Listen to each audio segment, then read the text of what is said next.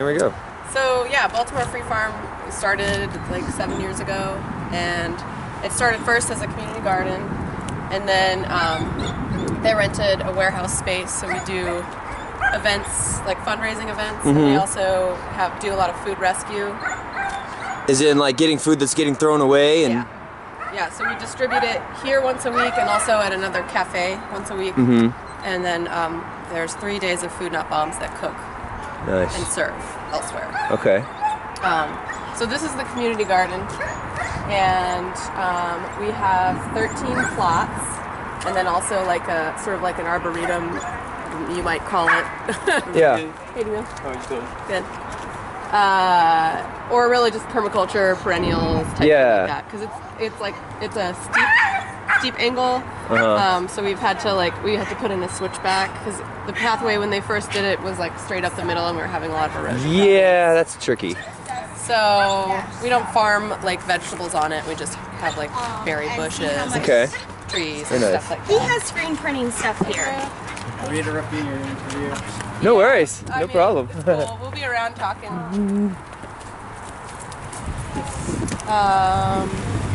So yeah, we can just walk up. All right. And so these plots are rented out by people in the community? Yeah. For just like per season? Yep, per season. Okay. Yep. Some people haven't started yet. Yeah. It's getting to be time. Yeah. How much land is this on? Well, Is it just one lot? this is technically this from here to that kind of half wall is 2 city lots. Uh-huh. So like, because the row homes would be like, they're real narrow. Yeah, they're skinny, so. I don't know how much. I think total, when you count all the land, we still have less than half an acre. Wow, Or but you're less getting... than like a third of an acre even. Wow, but there's still a lot going on here. I mean, 13 plots, Yeah. that's 13 different people that are Yeah. getting to produce some food on Yeah. small space. Beautiful.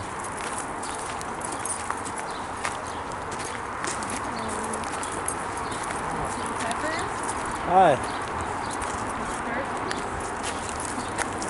So yeah, up here we have like pretty trees. We have all these are elderberries. Oh, wonderful. We have a currant, which we might have to move that one once it gets bigger. That's a different kind of dogwood. We have a fringe tree. We have persimmons and pawpaws that are still pretty young. And just other like herbs. Mostly it's weeds right now, Yep. but like some of it's like decorative plants, and some of it's just usually flower producing plants. Sure. Weeds have their value. Exactly. So this lot is we actually own this land. This is also 2 city lots. Okay. So we were able to purchase this from the city. We used to farm on all 4 lots, but those 2 were privately owned and got sold at the same time that they were bidding on they tried to buy all 4. And we found out about it like in the nick of time, and all the city-owned land is a public bidding process, so we had a chance to make a bid, and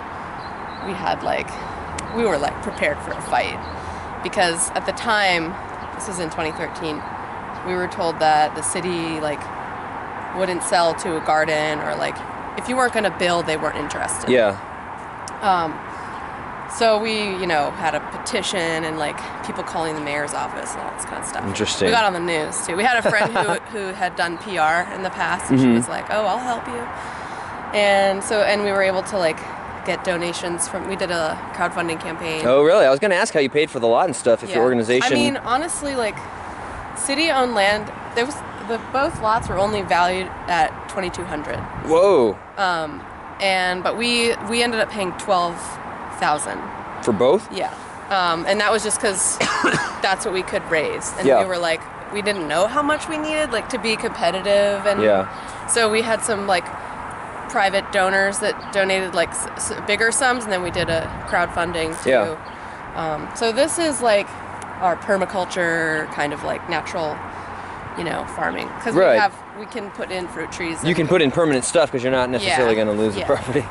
We really haven't spent that much money putting stuff in.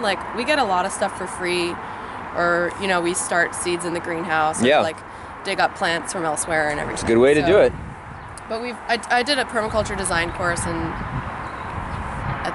2013, and so I did my final project on this land.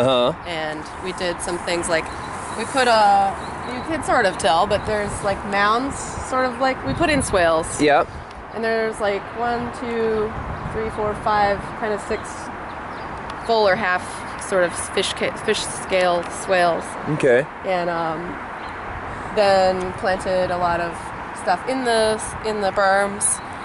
We did blueberries, and then there's also like all kinds of other stuff. Nice. And then this top part was sort of like designed as because this is south, so designed as like a U-shaped sort of sun trap. Yeah. Once the trees get bigger. I see. You'll have a little bit of a sort of half circle. Sort of like a little. I don't know what we're doing with this. This kind of, we've had the soil tested, and this sort of middle area is a little bit higher lead content, so we're not trying to really grow like much like not growing food there. Herbs or whatever. Yeah. But fruit's fine, and we keep building, the soil and stuff like that. So. Very nice.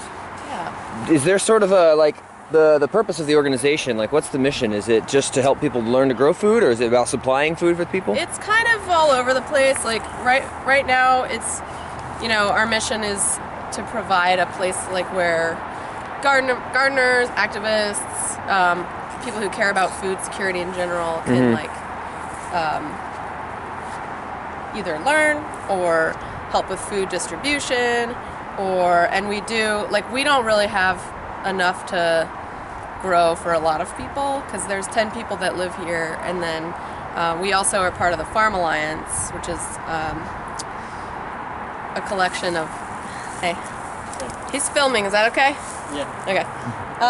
A collection of urban gardeners that share a stand at one of the busy markets. Yeah.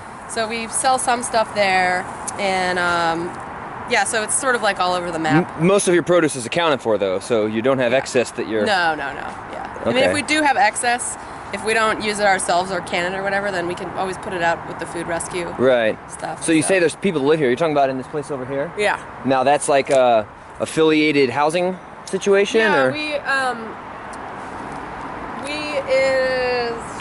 to about 2013, actually, we had the opportunity to buy the first house, the one on the end there.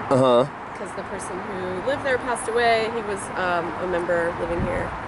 And so that's kind of what started it. And then we ended up buying the middle one, and we're actually just now trying to buy the third one. Wow. But we live in all of them right now. So. Yeah.